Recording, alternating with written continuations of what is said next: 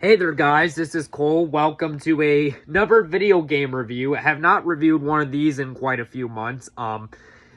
Previously I reviewed The Evil Within and Doom 2016, and this is a part of a video game franchise that had two sequels and then a remake, which I will review the others eventually down the road, but for right now I'm going to focus on reviewing the original game. And as you can tell by the title of today's video game I'm going to review is the 2008 sci-fi horror game Dead Space, released in 2008, published by EA and released for the Xbox 360 and the PlayStation 3, which obviously, as you can tell, I own this game for the Xbox 360. I own this game for the PlayStation 3, as you can tell. So, what is the plot of the 2008 sci-fi horror game Dead Space? Well, the plot of this game is as follows. A massive, deep space mining ship goes dark after unearthing a strange artifact on a distant planet. Engineer Isaac Clarke embarks on the repair mission only to uncover a nightmarish bloodbath. The ship's crew horribly slaughtered and infected by an alien scourge.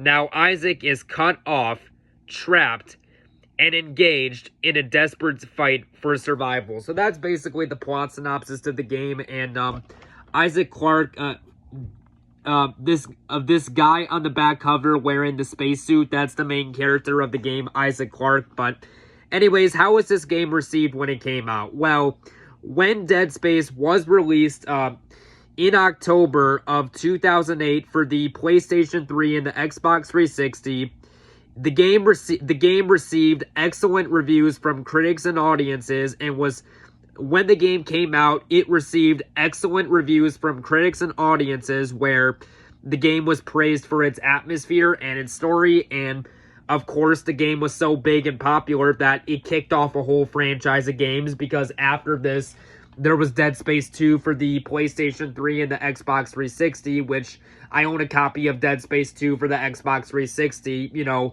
absolutely love Dead Space 2. That's one of the best sci-fi horror games of all time.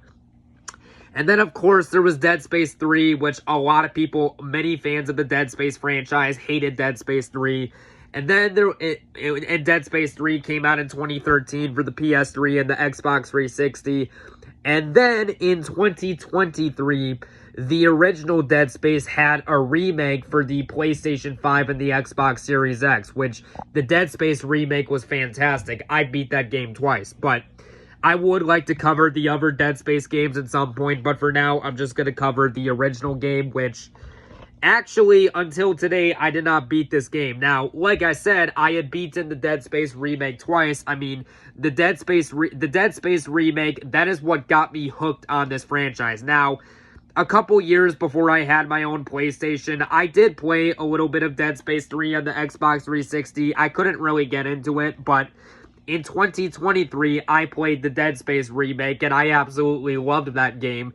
So then, I decided to play Dead Space 2 after that, back in 2023, which I did. Now, as for the original game itself, I actually started this game in January of 2025 when I got my PS3, but I got stuck on a certain part, and I did not actually come around to beating this game until very recently. And while this is not my favorite Dead Space game, and I prefer Dead Space 2 and the Dead Space remake, for the most part, this is a rather good sci-fi horror game that I think holds up pretty well 18 years later.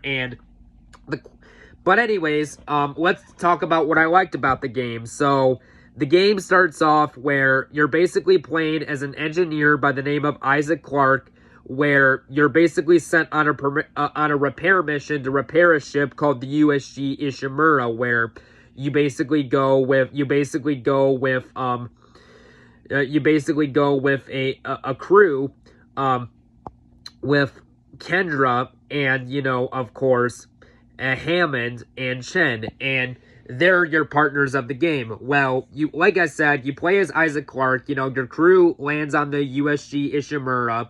You basically go inside the room to turn on the ventilation, and then of course there's the whole iconic scene where it's all silent, and then, and then Chen starts firing at a pulse rifle, and then a necromorph, which is one of the monsters, the main monsters you have to fight in the game.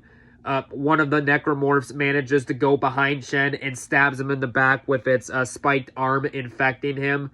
And then Kendra's yelling, "Isaac, go!" And then she opens the door, well, not physically, but from the other room with technology. And then you're basically playing as Isaac Clarke, and you have to run away from some necromorphs.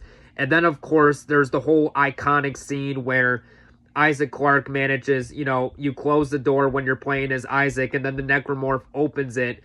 And then the elevator door crushes the necromorph to death with blood spraying on you, which is a rather intense opening scene, I will give it that. And one thing I do like about this game that is unique and stand out from other horror games is how you have to defeat enemies. Because, I mean, with most horror games, you just have to shoot your enemies in the head. Well, this is a bit different.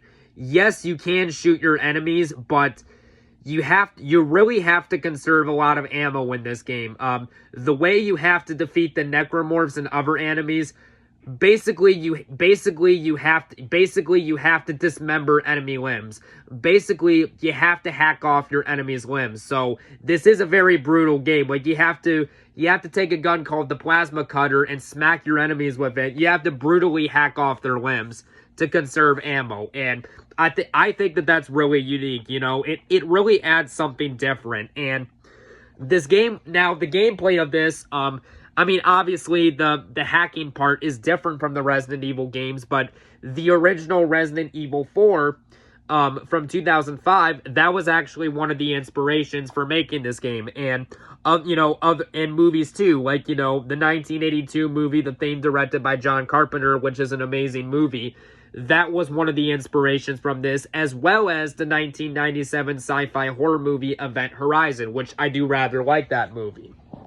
And throughout the course of the game, you're basically playing as Isaac Clarke, where, yes, he's on the repair mission, but he has to get off the ship, and he is trying to find his girlfriend by the name of Nicole Brennan. And again, this is a rather scary game, and I think that a lot of there's so much about this game, even for a game that was released in 2008, the graphics hold up pretty well for a game of its time.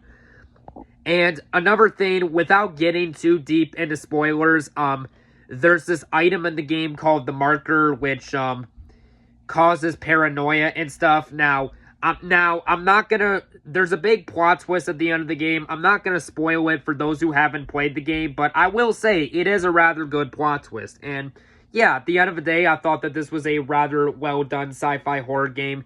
If I only have a few nitpicks to it, and these are very minor.